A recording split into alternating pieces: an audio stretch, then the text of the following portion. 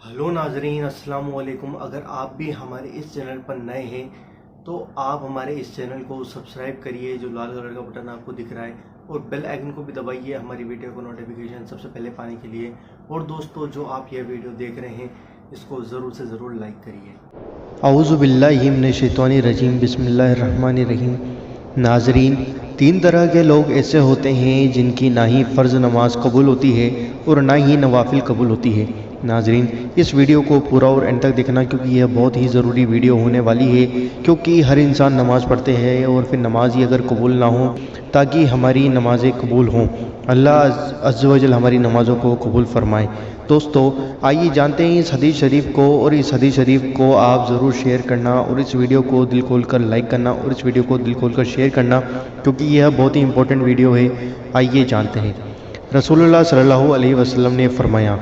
दोस्तों, यह हदीस शरीफ सिलसिला अहदीस ए सहीहा के अंदर मौजूद है। 1032 नंबर की यह हदीस है। रसूलुल्लाह सल्लल्लाहु अलैहि वसल्लम ने फरमाया, 3 आदमी ऐसे हैं जिनके फ़र्ज़ और नवाफिल अल्लाह सुब्हानहू कबूल नहीं करेगा।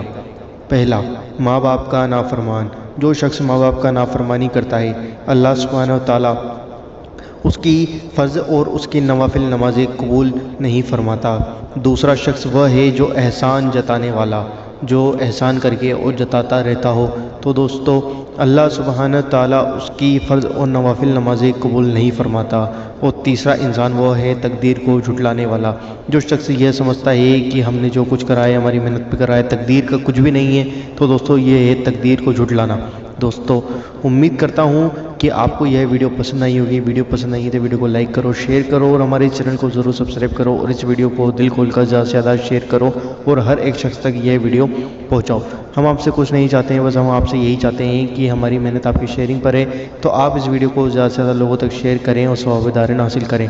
दोस्तों, हम आपसे मिलते हैं अगली वीडियो के अंदर इंशाअल्लाह अज़्ज़ व जल।